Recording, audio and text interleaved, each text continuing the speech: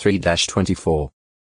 In the middle of the 5th century BCE, when Nehemiah began repairing Jerusalem's walls, Sanballat, governor of Samaria, according to one of the Elephantine papyri, made several strenuous but unsuccessful efforts to stop the project.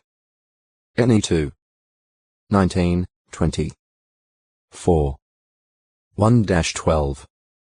6. 1-15. Later, after an extended absence, Nehemiah returned to Jerusalem to find that the grandson of high priest Eliashib had married Sanballat's daughter. Immediately, Nehemiah chased him away. NE 13.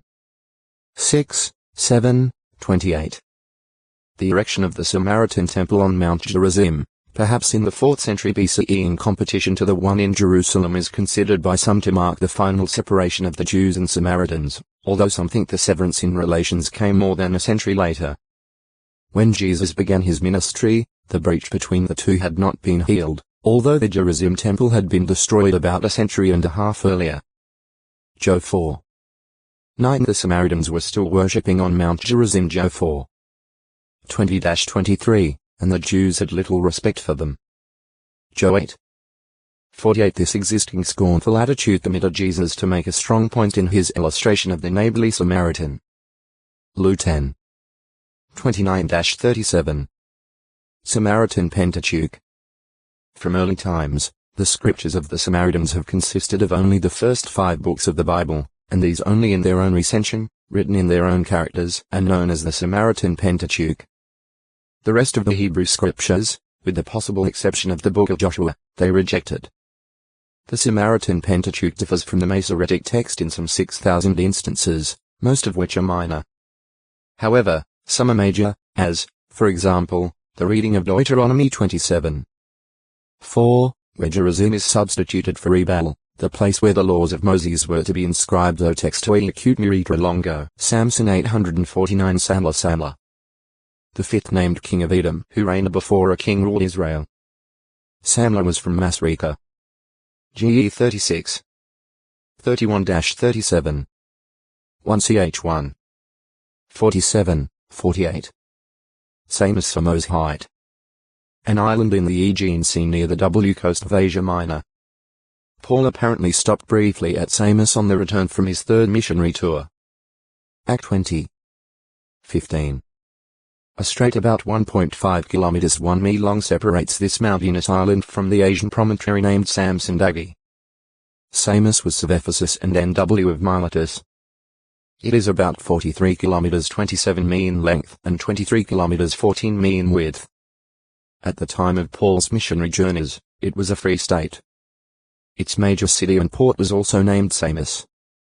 The island was celebrated for the cult of Hera Juno, the Roman goddess of marriage and childbirth, and had a temple to her that vied in splendor and celebrity with the temple of Artemis at Ephesus. According to the scriptural account, the ship Paul was on when returning to Jerusalem stopped opposite Chios, sailed some 105 kilometers 65 mi down the coast of Asia Minor and touched at Samos, and on the following day arrived at Miletus. Act 20. 15. Certain manuscripts add an expression that leads to the rendering "we touched at Samos and, after stopping at Trogyllium, made Miletus the next day." JB. This has been understood to mean that the ship did not remain in port at Samos but, instead, crossed the strait and anchored in the protection of the high promontory. However, the oldest and most reliable manuscripts omit the expression about Trogyllium, and it was rejected by Westcott and Dort as well as Nessel and Alland in preparing their master texts. The ship Paul was on evidently docked briefly at Samos and then travelled on to Miletus. Samothrace Samo Middle. Thrace, possibly, Samos of Thrace. A mountainous island located in the Aegean Sea, having a city of the same name on its side. Likely in the spring of 50 CE during Paul's 2nd missionary journey, the ship on which he was travelling came with a straight run to the island of Samothrace from Troas in NW Asia Minor. There is, however, no indication that he went ashore. Act 16. 11. The modern-day island Samothrake lacks a good harbour, though it offers a number of places for safe anchorage. Samson from a root meaning son. One of Israel's outstanding judges. Son of Manoah, Bedanite from Zorah. Prior to Samson's birth, an angel appeared to his mother and announced that she would bear a son who was to be a Nazirite from birth and take the lead in saving Israel out of the hand of the Philistines. JG 13. 1-5, 24. 16. 17. As future leader in the fight against the Philistines, Samson would have to come near the dead bodies of persons slain in battle. Therefore, the very nature of his commission showed that he did not come under the law prescribing that Nazirites not touch dead bodies. New 6. 2-9. It should also be noted that this law applied to persons who voluntarily took a vow of Naziriteship. But in Samson's case, the requirements that applied were those specifically stated to his mother by Jehovah's angel. When old enough to marry, Samson requested that his parents get a certain Philistine woman from Timnah for him as a wife. It was in harmony with the direction of God's Spirit, as it was to provide occasion for Samson to fight against the Philistines. JG 13. 25. 14. 4. Subsequently, near Timnah, a manned young lion confronted Samson. Empowered by God's Spirit, he tore the animal in two with his bare hands. He then continued on his way to Timnah and there spoke with the Philistine woman whom he wanted as a wife. JG 14. 5-7. Sometime later Samson, accompanied by his parents, went to Timnah to bring his betrothed home. On the way there he turned aside from the road to look at the corpse of the lion that he had killed earlier and found a swarm of bees and honey inside. Samson ate some of the honey and, upon rejoining his parents, offered honey o text to a acute miritra longo. Samuel 850 him, and the ropes that were upon his arms came to be like linen threads that have been scorched with fire, so that his fetters melted off his hands. Taking the moist jawbone of a male ass, Samson struck down 1,000 men, after which he ascribed this victory to Jehovah. On that occasion Jehovah, in answer to Samson's request, miraculously provided water to relieve his thirst. JG 15. 9-19.